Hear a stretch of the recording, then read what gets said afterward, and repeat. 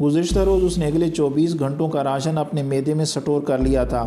وہ اس حالت میں 2-3 دن تک آرام سے گزارا کر سکتا تھا۔ اب اسے یہ فیصلہ کرنا تھا کہ سرحد کی طرف واپس لوٹے یا بھارت کے اندر داخل ہو اور وہاں کچھ دن گزارنے کے بعد سرحد پار کرنے کی کوشش کرے۔ وہ پنجاب اور راجستھان کے مرکز اتصال پر کھڑا تھا۔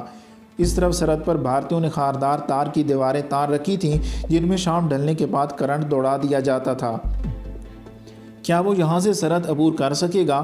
اگر راجستھان کی طرف واپس لوٹے تو وہاں بھارتی فوج کی پلٹیں اپنے بازو پھیلائے اس کی واپسی کے منتظر تھیں۔ بالآخر اس نے خود کو تقدیر اور حالات کے رحم و کرم پر چھوڑنا ہی مناسب سمجھا۔ اسے امید تھی کہ جس طرح اللہ تعالیٰ نے اس کی اب تک رہنمائی اور مدد کی ہے، اب بھی کوئی نہ کوئی وسیلہ ضرور پیدا کریں گے۔ ریلوے لائن کے ساتھ جہاں اسے ڈرائیور نے اتارا تھا، دور دور تک آبادی کا نام و نشان دکھائی نہیں دے رہا تھا۔ صبح کاذب کی روشنیاں مشرق کی سمت نمایاں ہو رہی تھی۔ مغرب کی سمت سے چلنے والی ہلکی ہلکی ہوا کے دوش پر نزدیکی مندروں اور گردواروں سے کیرتن اور بھجن کی ملی جلی آوازیں جمشید کے پردے سماج سے ٹکراتی سو اسے احساس ہو جاتا کہ شہر یہاں سے کچھ زیادہ دور نہیں تھا۔ بہرحال ابھی نہر سے بچ کر چلنا تھا، لیکن یہ علاقہ بھی تو محفوظ نہیں تھا۔ اگر راہ نے ریلوے لائن کے ساتھ ساتھ اس کی تلاش شروع کر دی تو وہ لوگ جلدی اس تک پہنچ جائیں گے۔ ممکن ہے شہری آبادی میں اسے کوئی گوشہ عافیت میسر آ جائے۔ یہی سوچ کر وہ اندازے سے شہر کی سمت جانے والی سڑک کے ساتھ ساتھ چلنے لگا۔ کیپٹن جمشید کو تب علم نہیں تھا کہ وہ گنگا نگر کو ابو ہر سے ملانے والی شاہراہ کے ساتھ ساتھ سفر کر رہا ہے۔ صبح کے آثار نمایاں ہونے لگے تھے۔ یہ تو اس کی خوش قسمتی تھی کہ سردیوں کی وجہ سے سورج تاخیر سے طلوع ہوتا تھا، ورنہ اب تک تو یہاں دن چڑھ آیا ہوتا۔ جلدی اسے ایک پیٹرول پمپ کی موجودگی کے نشان دکھائی دینے لگے۔ تھوڑی دیر بعد اسے ایک مسافر بس اس طرف آتی دکھائی دی۔ جمشید نے سڑک کے کنارے لگے درختوں کی اوٹ سے چھپ کر بس کا نمبر وغیرہ پڑھنے کی کوشش کی۔ بس کی ہیڈ لائٹس روشن تھی اور اس کی ڈیکوریشن لائٹس کی مدد سے اس نے بس کی چھت پر انگریزی میں لکھا پنجاب روڈ ویز کا سائن پڑھ لیا تھا۔ باقی سب کچھ گورمکی اور ہندی زبان میں لکھا تھا جو وہ نہیں پڑھ سکتا تھا۔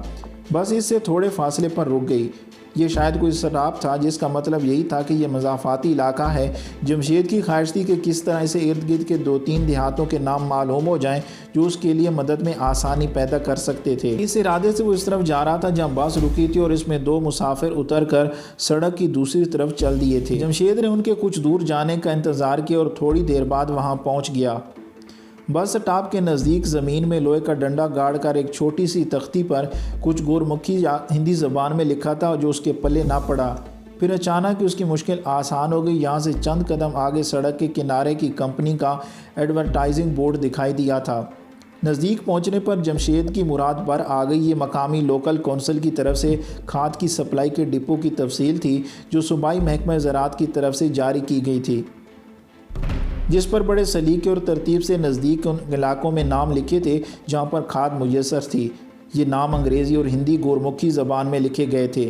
جمشید نے خدا کا شکر ادا کرتے ہوئے 6-7 نام حفظ کر لیے اور ان کو دہراتا ہوا اس سمت چل دیا جدھر سے بس اس طرف آئی تھی۔ اسے اب چائے کی طلب محسوس ہو رہی تھی کہ اتنی زیادہ بھی نہیں جو قابل برداشت نہ ہو۔ محض بیڈ ٹی کی عادت کی وجہ سے وہ چائے کی ضرورت محسوس کر رہا تھا۔ جمشید نے سڑک پر چلنے کے بجائے سڑک کنارے درختوں کی اوٹ لے کر چلنا زیادہ مناسب جانا تھا اور اس طرف جا رہا تھا جدھر سے بس آئی تھی۔ اب اس سڑک کے کنارے کھلا میدان اور اس کے ساتھ کچھ ٹیوب لائٹس دکھائی دے رہی تھی۔ یہ اشارہ تھا اس بات کا کہ اس علاقے میں نزدیک ہی کوئی ہوٹل آ رہا ہے۔ ایسے ہی سفری ہوٹل عموماً بسوں اور ٹرکوں کے ڈرائیوروں کے لیے بنائے جاتے تھے۔ جمشید نے چند لمحوں کے لیے رک کر کچھ سوچا، پھر شہر کی طرف جانے کی بجائے یہی قسمت آزمائی کا فیصلہ کر لیا۔ اسے ٹیوب لائٹس کے عقب میں کچھ ٹرک بھی دکھائی دے رہے تھے۔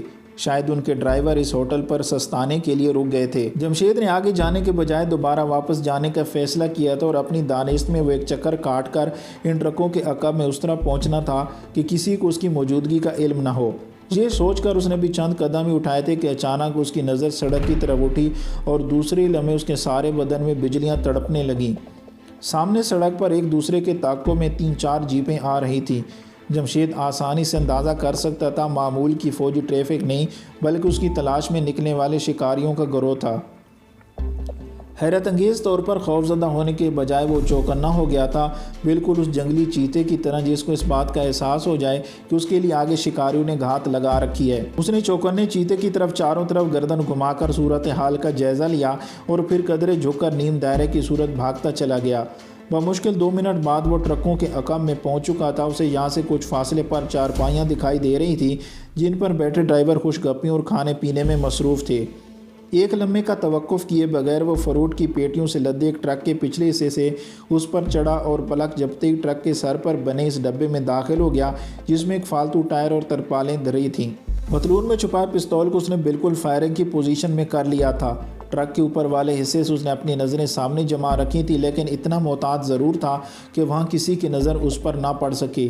سامنے اسے ایک بڑا سا برآمدے نما ہوٹل دکھائی دے رہا تھا جس کے آگے بڑے 6 سیمنٹ کے چولہوں پر مختلف دیگچیاں دھری تھیں جن کے پیچھے ایک سکھ پوری آواز سے ٹیپ لگائے بیٹھا تھا۔ اسے کچھ فاصلے پر مختلف کونوں میں چارپائیاں بچھی تھیں اور ان سے چند گز دور ٹرک کھڑے تھے جن میں سے ایک پر سوار تھا۔ اس طرف قدرے اندھیرا تھا اور کوئی ٹیوب لائٹ نہیں تھی۔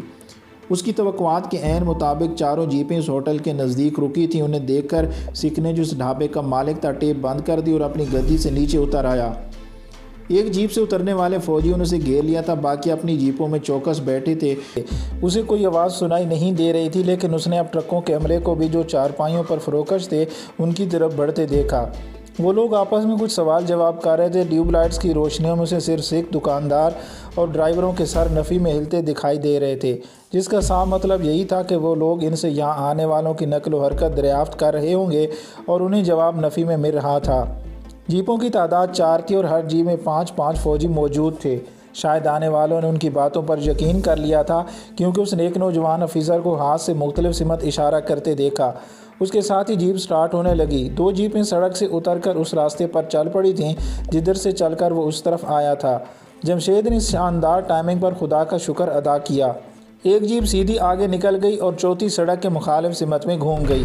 وہ اپنی دانست میں اب سڑک سے اترنے کی نیت باندھ رہا تھا اور اس ارادے سے اٹھائی تھا کہ اچانک ہی جھک کر دوبارہ اسی پوزیشن میں واپس آ گیا، کیونکہ سامنے سے ٹرک ڈرائیور اور اس کا ساتھی اونچی آواز میں اناپ شٹاپ الاپتے اس طرف آتے دکھائی دے رہے تھے۔ ڈرائیور نے پگڑی باندھ رکھی تھی اور وہ سکھ دکھائی دے رہا تھا، جبکہ اس کے ساتھ کنڈکٹر ایک سرمنڈا نوجوان تھا۔ ڈرائیور نے اپنی سیٹ سنبھالی، انجن سٹارٹ ہوا۔ کیپٹن جمشید کے جسم کو زوردار جھٹکا لگا اور ٹرک نے رینگنا شروع کیا۔ ہچکولے کھاتا وہ سڑک تک آیا اور پھر اپنی پوری رفتار سے بھاگنے لگا۔ جمشید نے مسکراتے ہوئے خود کو خدا کے رحم و کرم پر چھوڑ دیا، اس کے سوا اور کوئی چارہ بھی نہیں تھا۔ اس بات کا اندازہ اسے ہو چلا تھا کہ یہ ٹرک سرحد کی طرف نہیں بلکہ اندرون ملک جا رہا ہے۔ اس کی منزل کون سی ہے، وہ خود کہاں ہے، اس کے آگے کیا ہونے والا ہے؟ جمشید کے پاس اپنے ذہن میں اٹھنے والے ان سوالات کا بظاہر کوئی جواب نہیں تھا۔ اس نے دل ہی دل میں قرآنی آیت کا ورد کیا، آمدہ حالات سے متعلق سوچ اور پھر خود کو حالات کے رحم و کرم پر چھوڑ کر ٹرک کے ٹول باکس میں ہی لمبی تان کر سونے کا فیصلہ کر لیا۔ اس نے اپنے نزدیک موجود ترپالوں کو بچھا کر بستر کی شکل دے لی تھی اور اپنے جسم کو اس پوزیشن میں کر لیا تھا کہ اچانک زوردار بریک لگنے سے وہ باہر گرنے کی بجائے اندر ہی محفوظ پڑا رہے۔ ستم ظریفی حالات پر غور کرتا تھوڑی دیر بعد وہ نیند کی آغوش میں سما گیا۔ کیپٹن جمشید کب تک سوتا رہا؟ اسے قطعاً احساس نہ ہو سکا کیونکہ گھڑی کی طرف دیکھنے کا تو موقع ہی نہیں ملا تھا۔ اس کی آنکھ زوردار بریک لگنے کی آواز اور جسم کو جھٹکا لگنے سے کھلی تھی۔ آسمان شفاف تھا، اس پر دھوپ پھیر رہی تھی جس سے اس نے اندازہ کر لیا کہ دن خاصا چڑھ آیا ہے۔ اچانک ہی تونکار کی آواز نے اسے چونکا دیا۔ ڈرائیور کے کسی کے ساتھی اونچی آواز میں بولنے کی آوازیں سنائی دے رہی تھیں۔ کیپٹن جمشید نے ہمت کر کے اپنا سر ٹول باکس کے برابر کیا اور آنکھیں اٹھا کر باہر جھانکا اور کسی میکانیکی عمل کے تحت اپنی پوزیشن پر واپس لوٹ آیا۔ باہر کا منظر لرزا دینے والا تھا۔ اس نے دیکھا پولیس اور آرمی کی 2 جیپوں نے ٹرک کو گھیر رکھا ہے۔ شاید انہوں نے ڈرائیور کو کہیں رکنے کا اشارہ کیا تھا، جس کی پرواہ کیے بغیر وہ چلتا چلا گیا تھا، جس پر انہوں نے تعاقب کرنے کے بعد اسے روکا تھا اور اب ان کی آپس میں تو تکار ہو رہی تھی۔ ڈرائیور بھی کوئی خاصا گرم مزاج سکھ دکھائی دے رہا تھا۔ وہ پولیس والوں سے زیادہ غصے میں بو رہا تھا۔ فریقین 5-7 منٹ تک آپس میں جھگڑتے رہے، جس کے بعد ایک گونجدار آواز نے جمشید کو ایک زبردست ذہنی جھٹکے سے دوچار کر دیا۔ سالے کو لے چلو ہیڈ کوارٹر۔ ایک غصیلی آواز سنائی دی، اس کے ساتھ ہی گالم گلوچ شروع ہو گئی۔ شاید ڈرائیور ان سے الجھ پڑا تھا جسے انہوں نے چند منٹ میں ہی مار مار کر ادھموا کر دیا اور اب غالباً پولیس ہی کا کوئی جوان ڈرائیور کی سیٹ سنبھال رہا تھا۔ جمشید کے لیے سوائے خود کو حالات کے رحم و کرم پر چھوڑنے کے کچھ چارہ نہیں تھا۔ ٹرک سٹارٹ ہوا تو اس نے دوبارہ وہاں موجود سارا علم غلم اپنے اوپر لاد لیا اور اس کے نیچے اس طرح دب کر لیٹا رہا جیسے وہ بھی جاندار کے بجائے ایسی کوئی چیز ہو جس قسم کی چیزیں وہاں موجود تھیں۔ شدید گرمی، دھوپ اور جسم پر موجود کینوس کی چادروں اور دوسرے سامان سے اس کا سارا جسم پسینے میں ڈوب چلا تھا، لیکن اس کا عزم جوان تھا۔ وہ ابھی تک اسے معمول کی پریکٹس ہی سمجھ رہا تھا اور اس نے اپنے حواس مکمل بہا رکھے تھے، صرف آزادانہ سانس کے لیے اس نے کچھ خلا چھوڑ دیا تھا۔ اس میں یہ بھی احتیاط ملحوظ خاطر رکھی گئی کہ اگر کوئی اور چڑھ کر بھی حالات کا جائزہ لے تو بھی بغور دیکھنے کے بعد ہی اسے علم ہو کہ ان بے جان اشیاء میں ایک زندہ انسان بھی موجود ہے۔